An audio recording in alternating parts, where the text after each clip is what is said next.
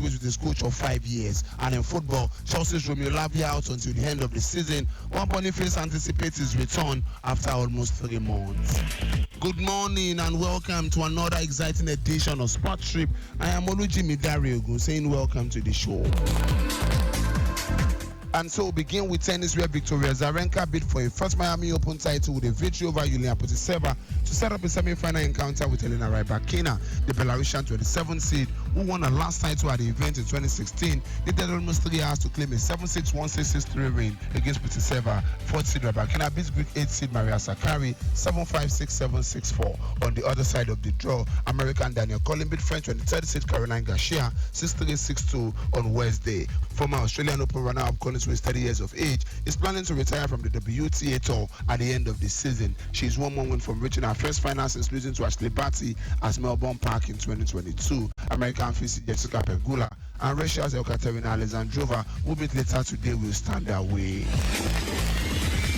And now to the men, where Australian Open champion Yannick Sinner reached the Miami semi-final by ending Thomas Bach's stunning run at the ATP Masters event. Second seed Sinner used explosive power and precision to win 6-4, 6-2 against his 60th ranked Czech opponent, Maka beat Andy Murray and Andrei Rublev to reach a first Masters quarter-final, where Sinner's level was too good. The 22-year-old Italian faces Russian 30 Daniil Medvedev or Chile's Nicolas Jarry in the semi-final. Putting Sinner, he says, "Physically I feel good. I'm just happy to compete. We practice very hard to be in these positions. I'm happy to be in the semis again."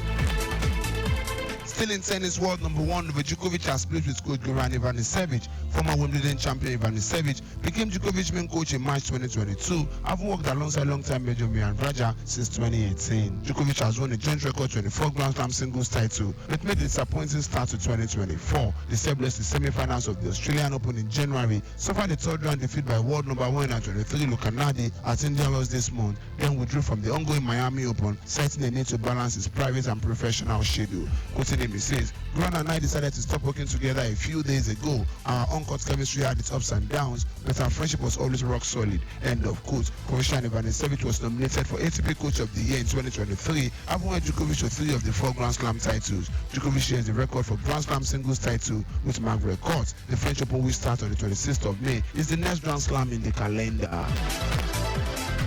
And now to the hoops, where FIBA has released the official fixtures for women's basketball event for the Paris 2024 Olympic Games. Nigeria's Tigers reached the Olympics despite winning a game in the qualifying tournament in Antwerp, Belgium. The Nigerian side was handed a tough draw in Group B alongside Canada, Australia, and host France. According to the fixtures released, the Tigers will play their opening game against Australia on the 29th of July. They will then face host France on the 1st of August by 4:15 p.m. before which they face Canada 3 days later by 12:30 p.m. All games will take place at the Lille Pierre Moreau Stadium. Despite performing well at the World Cup, the Tigers is yet to win a game at the Olympics since their debut.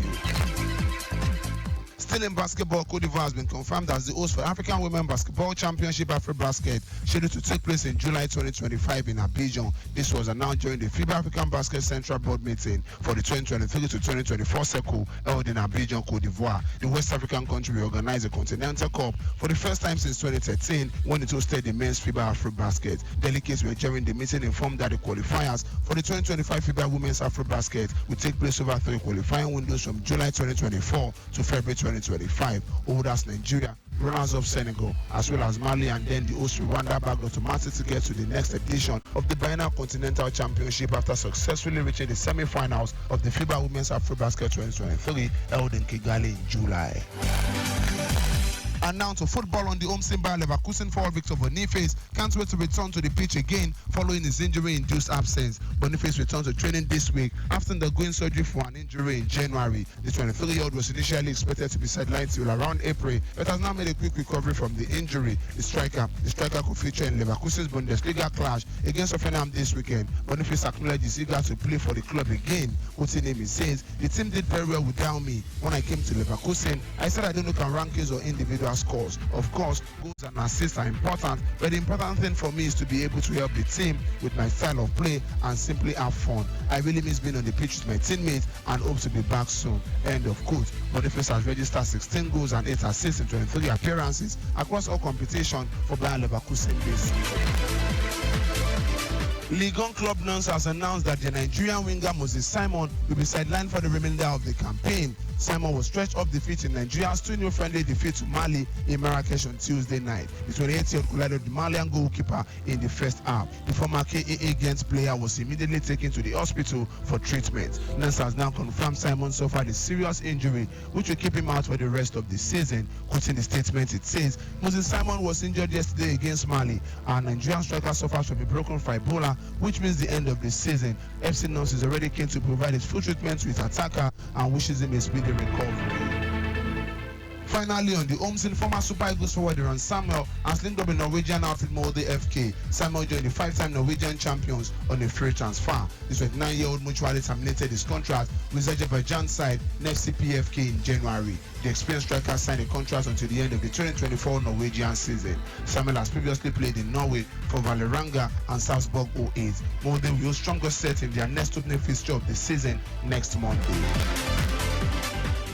And now to football in Europe. Chelsea midfielder Remy Lavia has experienced his disappointment after being ruled out for the rest of the season due to a fresh injury setback. The 20-year-old who joined the Blues from Southampton last season in a £60 million deal has been plagued by injuries throughout the year. He made only one substitute appearance for his new club Chelsea. Lavia had been hoping to make a return to training this month, but his season-ending injury has put play to that. Writing on Instagram on Wednesday, the youngster promised to keep working out to regain fitness and contribute to Chelsea's success in the future. Quoting him, he says, "Hi Chelsea family, as you may know, despite my countless efforts, I will be missing the remainder of the season. This has been a frustrating season for me, not being able to help my teammates. I love this squad, this badge, and being on the pitch more than anything. Trust that I have given my all every day to get back. Thank you for the love, support, and criticism, because all that affects me positively and keep me going."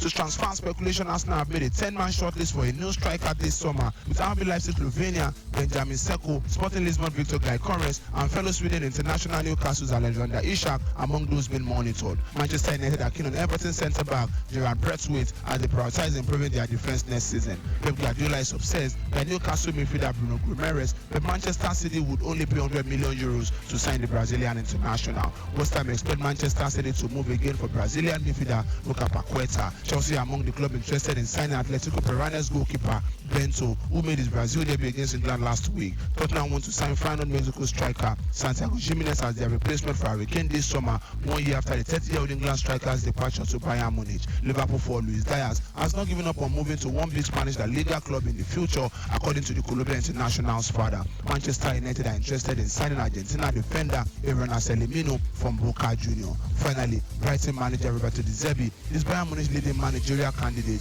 if they cannot persuade their former midfielder Xabi Alonso to join from Bayer Leverkusen. This is where we call it a wrap on today's edition of Sport Trip. Keep listening to us on Lagos Traffic Radio 96.1. I am Olujimi Dare-Ogun, saying stay sporty, stay healthy.